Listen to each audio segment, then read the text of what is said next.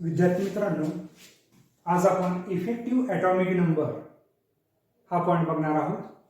Effective atomic number याचा short form आहे EAN.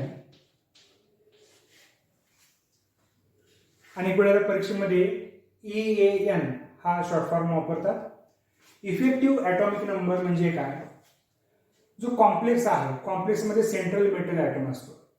या सेंट्रल मेटल ॲटमकडे इलेक्ट्रॉन किती आहेत हे सांगणे म्हणजे effective atomic number. Effective atomic नंबरची डेफिनेशन आहे total number of electrons around the CMI in a complex is called as effective atomic number. आता कॉम्प्लेक्स मध्ये कोण कोण आहे? तर सेंट्रल मेटल ॲटम असतो आणि लिगँड्स असतात. या जसं इलेक्ट्रॉन सेंट्रल मेटल ॲटमच्या भोवती किती आहे हे सांगणं म्हणजे इफेक्टिव्ह ॲटॉमिक नंबर. ही पहिली आपण व्याख्या बघितली. दुसरी व्याख्या अशी होईल, it is a sum of electrons of central metal atom and electrons are donated by the ligands. ह्यामध्ये ॲटॉमिक नंबर आपण झेडनं रिप्रेझेंट करतो. हा झेड ॲटॉमिक नंबर जेवढा असेल तेवढेच त्या सेंट्रल मेटल ॲटमकडे ते इलेक्ट्रॉन असते. यामध्ये समजा काही मेटलवर चार्ज असतो. Metal carries positive charge. Positive charge म्हणजे काय? इलेक्ट्रॉन ते काय करतात? लूज करतात. त्यामुळे हा जो चार्ज आहे एक्स ते आपण काय करायचे? ॲटॉमिक नंबर मधून वजा करायचे आहे. Plus electron donated by the ligand. Z means atomic number of central metal atom. X means electrons loosed by cation or central metal atom. म्हणजे हा काय आहे? X म्हणजे charge on CMI and Y means electrons donated by the ligands. It is called, this sum is called as effective atomic number. आपण effective atomic number या फॉर्म्युलेने use करू शकतो, determine करू शकतो. परीक्षेमध्ये नेहमी प्रश्न असतो, determine effective atomic number of एखाद्या कॉम्प्लेक्सचं नाव देतात किंवा फॉर्म्युला देतात.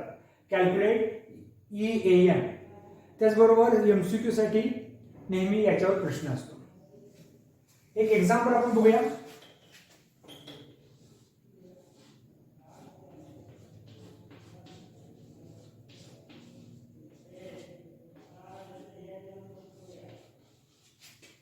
CONS3 thrice 6 bracket complete Cl3. हा कॉम्प्लेक्स घेतला. या कॉम्प्लेक्सचं नाव काय आहे?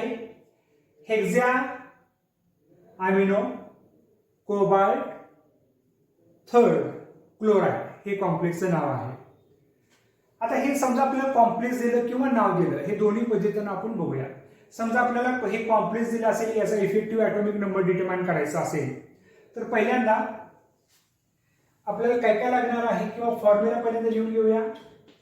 Effective atomic number is equal to Z minus X plus Y.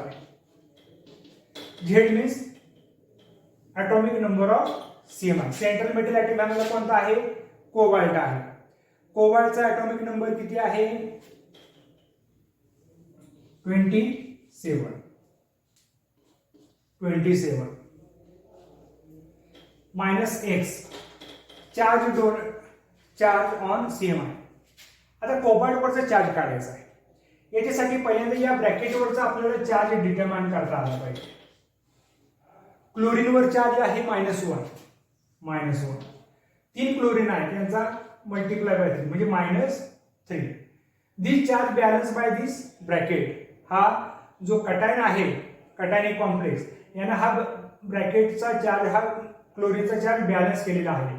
याच्यावर येणार +3 चार्ज. +3 चार्ज हा कोणाचा आहे? It is a sum of charges of cobalt यानी CMI अँड लिगँड्स. या दोन्हीच्या चार्जची बेरीज ही +3 आली पाहिजे.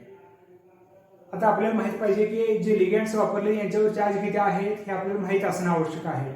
अमोनिया हा न्यूट्रल लिगँड आहे, म्हणजे याच्यावर चार्ज किती असेल? 0. मग कोबाल्टचा चार्ज किती? +3. आता हा +3 चार्ज याच्यातून वजा करायचा आहे म्हणून काय येणार आहे -3 plus y electrons donated by the ligand. Ammonia is a it is A monodentate ligand.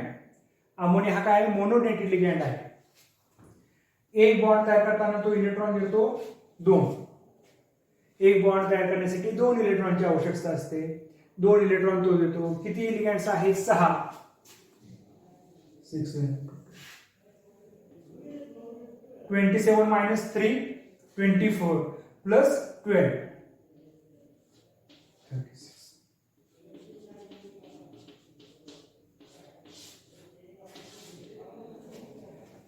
या कॉम्प्लेक्सचा इफेक्टिव्ह ॲटॉमिक नंबर केल्या किती आला 36. जरी आपल्याला सोपं वाटलं असेल तरी आपल्याला ह्यामध्ये बरेच क्रिया करायच्या आहेत. यामध्ये आपल्याला कोबाल्टचा चार्ज डिटरमाइन करायचा आहे.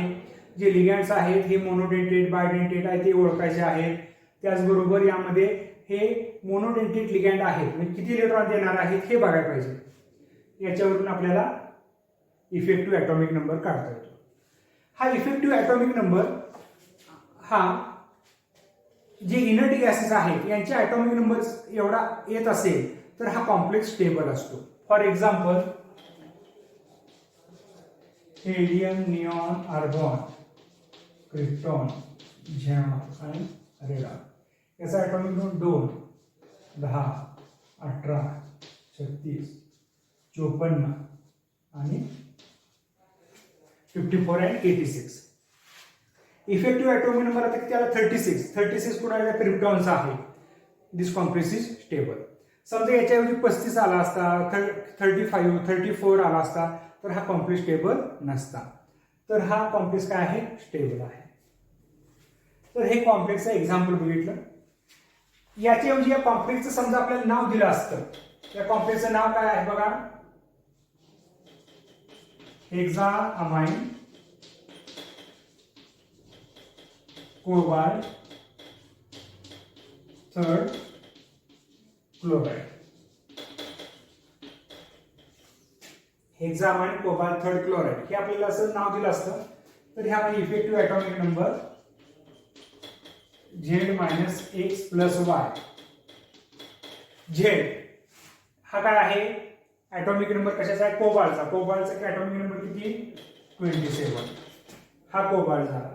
चार्ज किती आहे 3 प्लस लिगॅंड कोणता आहे अमाइन मीन्स मोनोडेंटेट लिगॅंड किती वेळेला आहे 6. हेक्साडेंटेट 2 × 6 म्हणजे 24 + 12 36. म्हणजे नाव दिलं तर थोडंसं सोपं होईल आणि हा जर फॉर्म्युला दिला तर थोडासा आपल्याला चार्ज डिटरमाइन करायला थोडासा वेळ लागेल. दुसरं एक एक्झाम्पल बघूया आपण.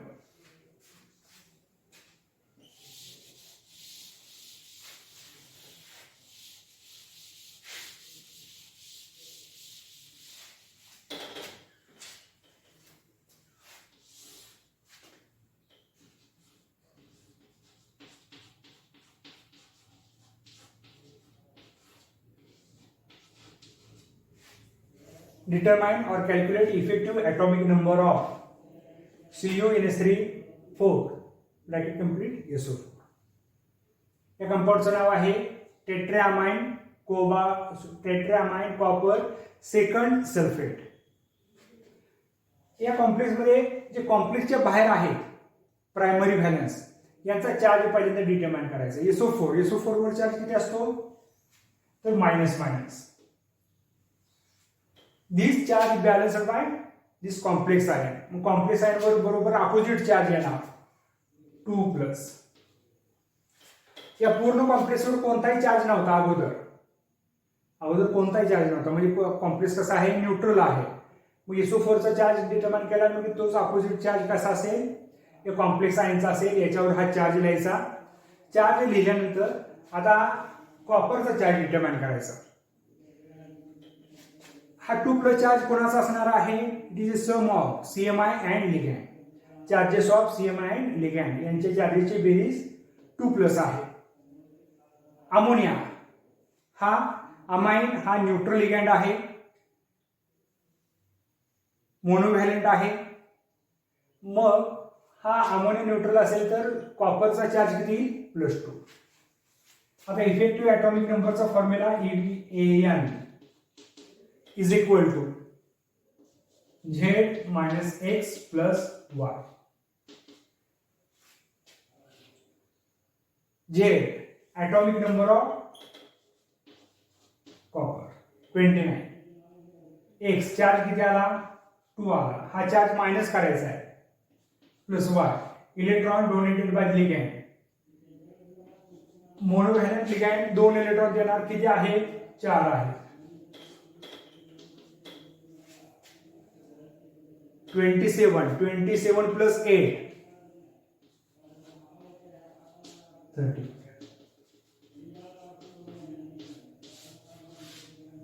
Effective atomic number of CuNS3 किंवा टेट्राअमाइन कॉपर सेकंड सल्फेट चा इफेक्टिव्ह ॲटॉमिक नंबर किती 35. तर हा कॉम्प्लेक्स कसा असेल unstable. Okay. Now we see next example.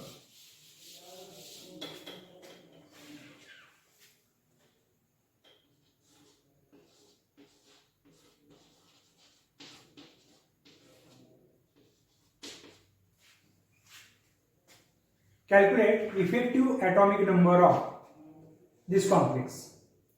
हा जो कॉम्प्लेक्स आहे हा कॉम्प्लेक्स आयन आपल्याला दिलेला आहे.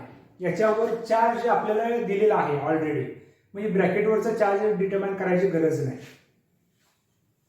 पहिला फॉर्म्युला लिहूया. आपल्याला फॉर्म्युलामध्ये काय काय लागणार आहे EAN is equal to Z minus X plus Y. Z means atomic number of CMI, X means charges on CMI and Y means electrons donated by the ligand. आता या लिगँड मध्ये आपल्याला चार्जेस जरी दिलेच असेल कॉम्प्लेक्सचं, पण ह्यामध्ये EN हा दिलेला आहे. हा EN कोणत्या प्रकारचं लिगँड आहे? Which type of ligand?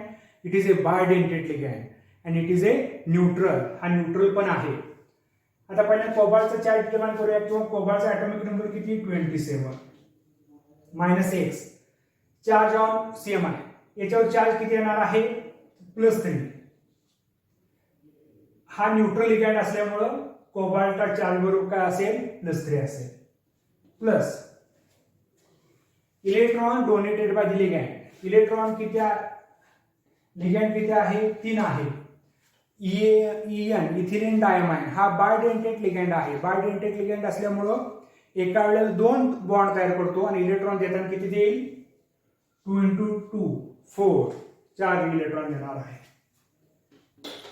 हे करा 24 येईल प्लस 12 आणि 36.